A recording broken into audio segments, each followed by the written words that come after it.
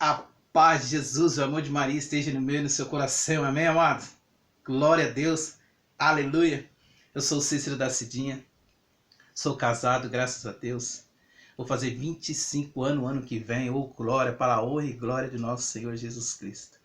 Participo do grupo de oração da Capela Santa Cristina, meu coordenador é o José, aleluia. E quero dizer para você que é um imenso prazer estar hoje pregando a poderosa palavra por esse grupo do fogo. Glória a Deus, vaso novo. Amém, amado?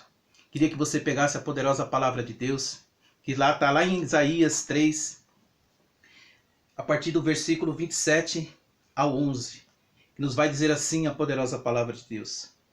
Jerusalém com efeito ameaçava ruínas, e Judá se desmoronava, porque as suas palavras e ações se opõem ao Senhor e desafiam os olhares de sua majestade. Sua parcialidade testemunha contra eles e ostenta os seus pecados como de Sodoma, em vez de escondê-los. Ai deles, porque causa dano a si mesmo. Palavra do Senhor, graças a Deus. Eu queria que você, se você puder, beije a poderosa palavra de Deus. E se você puder, meu amado, glória, aplauda essa palavra de Deus que transforma as nossas vidas. Aleluia, glória a Deus. Amado, diante desta palavra e do tema que me foi passado, que vai dizer assim: os caminhos da vida determinam o destino dos que os seguem. Os caminhos da vida determinam o destino dos que os seguem. Amado, diante desse tema e diante daquilo que o Senhor nos coloca diante desta palavra, o sentimento que eu tenho é que quando um povo que se afasta do Deus, ele edifica sua própria ruína. Ele edifica sua própria ruína. E eu fiquei pensando, né, e orando com esta palavra, e Deus falava assim, é como é como ele vai falar lá em Mateus 7:24, que é como uma casa que é construída, né? Onde a força, onde o sustento principal são os alicerces.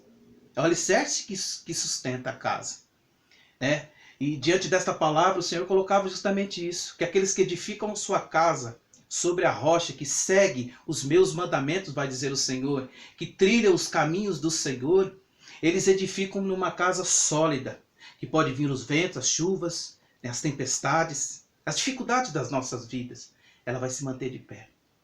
Mas aquele, como vai dizer em Isaías, o povo que se abandona, que Jerusalém com efeito, eles estão ameaçados em ruínas porque eles abandonaram. É como um homem insensato que construiu a sua casa onde? Na areia. Quando eu caminho por mim mesmo, quando eu quero direcionar a minha vida, amado, é fatal. Quando nós nos direcionamos a isso, a caminhar sozinho, é ruína com certeza. Mas o Senhor hoje está nos alertando de um povo que se afastou de Deus, um povo que abandonou, um povo que nem sentia mais, não tinha nem remorso dos seus pecados, como vai dizer em Sodoma. Como Sodoma, um povo que virou aquele povo que seguia Cristo, que seguia Deus, seguiu os mandamentos, seguiu Moisés, acabou se afastando, acabou virando as costas e seguindo seus próprios caminhos. Qual foi o final? A ruína, sofrimento. Amado, hoje, nesta noite, eu quero convidar você. Talvez você participe de um grupo de oração, talvez você trabalhe numa frente na igreja, talvez você tenha um ministério dentro da igreja. Mas eu queria dizer para você, cuidado. Nós possamos tomar cuidado porque os ministérios, né, aquilo que nós vivenciamos, não nos faz santo. O que nos faz santo é uma vida vivida na palavra de Deus, seguindo os mandamentos do Senhor. Porque o Tiago, lá no livro de Tiago, vai dizer que aqueles que ouvem, né, que nós sejamos ouvintes da palavra de Deus, nós sejamos não somente ouvintes, mas praticantes da palavra de Deus. Ouvir e praticar. Ouvir e praticar. E é nessa temática que eu quero dar um testemunho da minha vida diante de um perdão. Onde eu, pregador da palavra de Deus, participante da igreja, com minha casa toda participante da igreja, tive que viver essa dinâmica. Um tempos atrás, amado, eu, muito ligado com a minha sogra, né?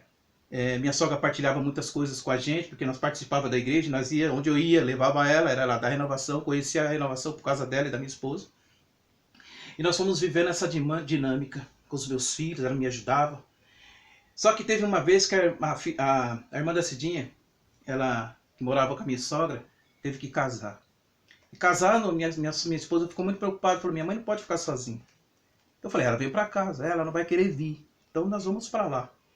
E foi assim, a irmã dela casou e demorou poucos dias, a gente veio para cá. E eu larguei tudo, amado, larguei tudo. Larguei a minha casa mobiliada, com tudo. Eu só tirei o guarda-roupa, a cama e a geladeira. Só isso, somente isso, eu vim para casa dela. E a casa ficou lá. De vez em quando eu ia lá no começo. Só que um determinado tempo, né, passado uns 3, 4 meses, o vizinho, conversando com o vizinho estava falando a sua dificuldade com a mãe dele, que a mãe dele morava na Bahia, que não conseguia lugar para morar, né? E eu conversando com a Cidinha, a minha esposa, e falei assim, vamos servir a casa para eles lá, para eles morar por esse tempo, né? Pelo menos a casa não fica sozinha. Aí minha esposa falou, vamos, deixa lá, com tudo dentro, amado. O povo foi morar lá. E ele ficou muito feliz, foi para lá. Eu avisei minha cunhada, né, que nós moramos, eu morava num terreno onde tinha 5 casas. Meu pai, ele tinha esse sonho de dar uma casa para cada filho. Só que o meu irmão, eu morava no sobrado, meu irmão morava embaixo e eu morava em cima.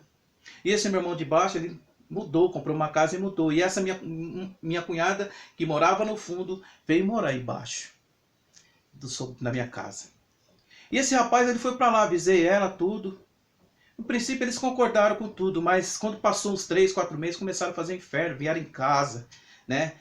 Meu irmão queria tirar satisfação, o que eu estava fazendo, se eu estava alugando a casa. Ele queria saber de uma coisa que não era dele. E eu falei, não tenho nada para falar. Eu já conversei com o pai, a única pessoa que deveria saber é o pai. O pai concordou, ele está sabendo, ele está ciente. E foi assim, falei para ele. Só que meu irmão, vira e mexe, amados, eles vinham aqui fazer inferno na casa da minha sogra. Teve um dia que foi feio, eu discuti com ele em frente em casa, né? Fiquei muito triste, né? Falei coisas que eu não devia, e assim a nossa vida foi caminhando. Ficamos um tempo sem conversar, e eu na igreja, pregando a palavra de Deus. Só que, amados, teve um dia que minha cunhada já casada, fazendo uns 6, 7 meses, eu desci na casa dela, e a casa dela é perto da minha, né? E o meu irmão, né, antes disso, ele tinha feito tanto inferno na vida do rapaz lá também, que o rapaz teve que sair. Ele saiu e falou, não aguento mais seu irmão, tô aqui a chave. Eu falei, tá bom, tranca tudo lá e me dá a chave. Só que, como eu havia falado, quando eu cheguei, eu fui na casa da minha cunhada, e chegando lá na casa da minha cunhada, eu olhei para minha casa estava aberta, meu irmão arrombou a minha casa. Amado, ele arrombou a minha casa, arrancou tudo que era meu, pegou os meus pertences, aquilo que interessava, minha cunhada pegou para ela, aquilo que não interessava, jogou tudo fora. Fotos de casamento, tudo que nós tínhamos lá, que não pertencia a ela, ela jogou fora, e as coisas que ela queria, ela pegou para ela. Rapaz do céu, aquele dia eu fiquei com o coração, falei para minha esposa, olha, dá uma olhada na casa, a casa está aberta.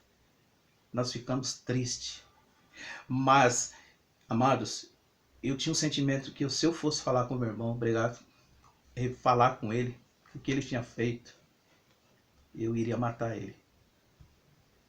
Porque eu estava muito chateado com as coisas que ele já tinha feito e já não estava conversando com ele. E eu fui guardando isso no meu coração.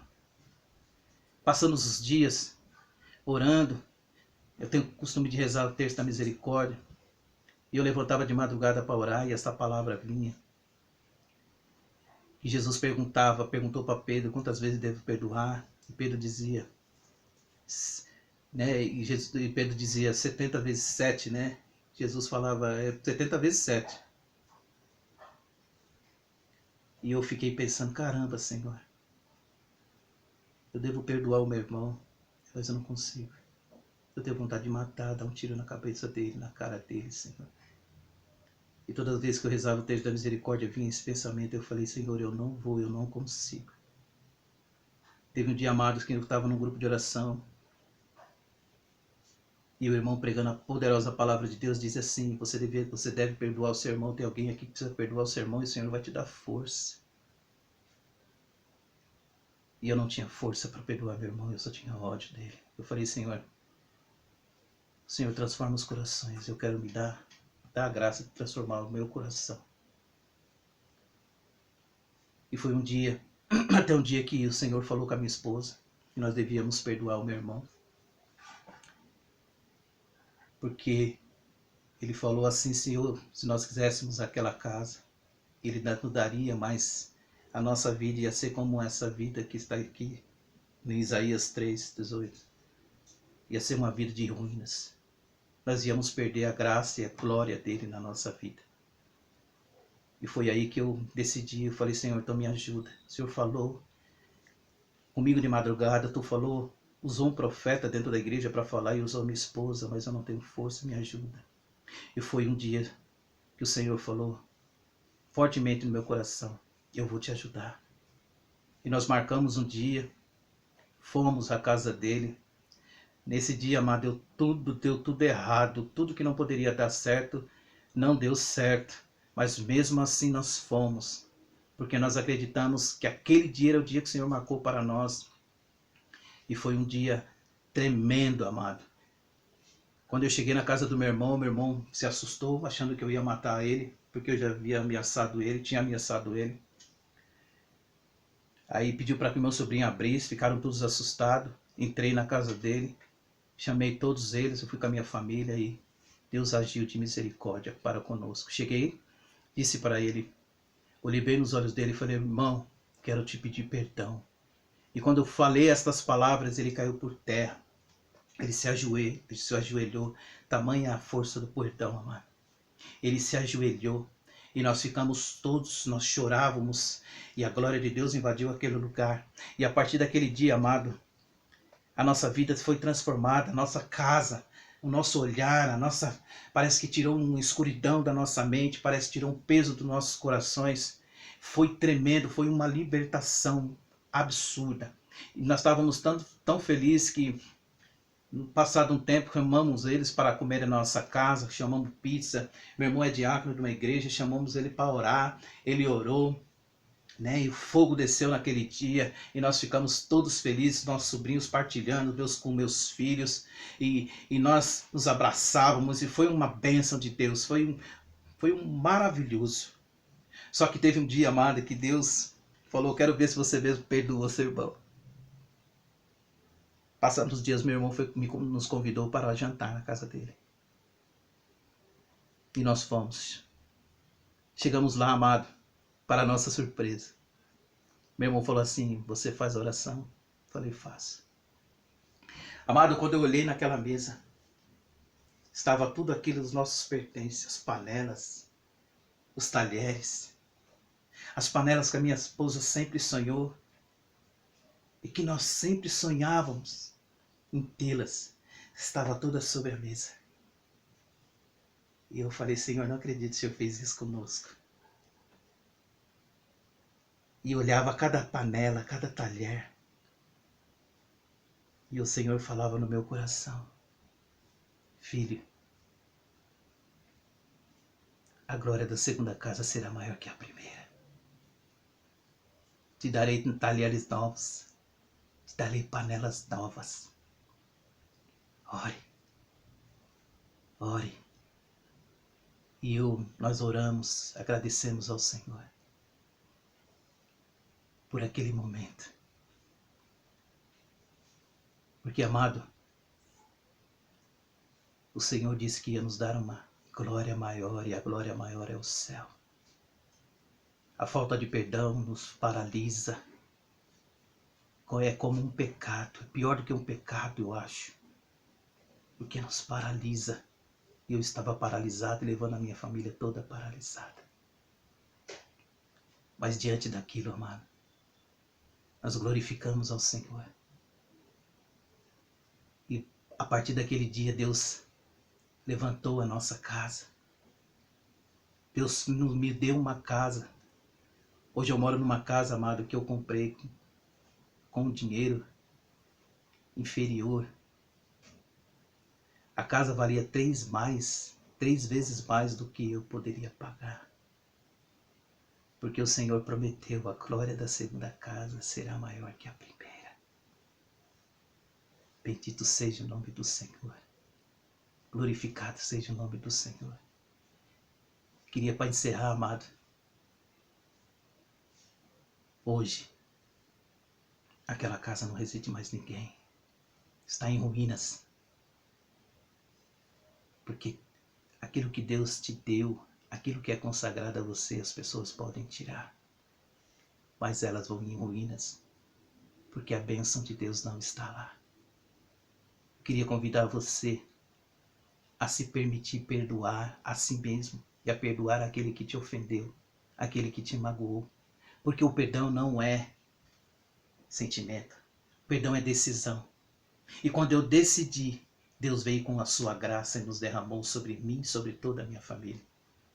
Hoje, nós somos abençoados por Deus, porque nós estamos vivendo na glória da segunda casa.